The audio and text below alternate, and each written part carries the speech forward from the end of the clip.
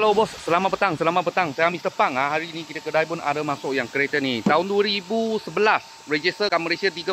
Sebab ini import terpakai. Import terpakai. Tahun 2013 register kat Malaysia. Audi Q5 2.0 punya. Harga cuma jual 22,800 saja. Cat kita sudah spray cantik lah.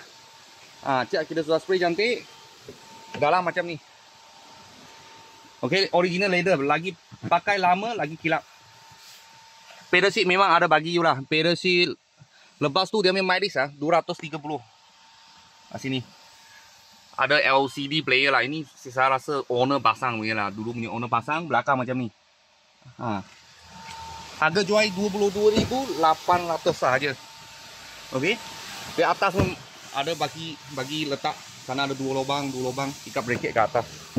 Belakang macam ni. LED lah. Okey, 2.0 Quattro.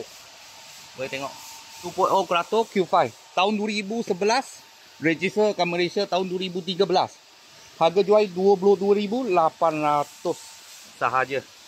Kalau bos-bos dan kawan-kawan saya tengah cari kereta ni, kita ada tapak lah. Ada tapak. Kalau ada apa murah-murah kereta, saya akan video lagi. Thank you bos. Thank you.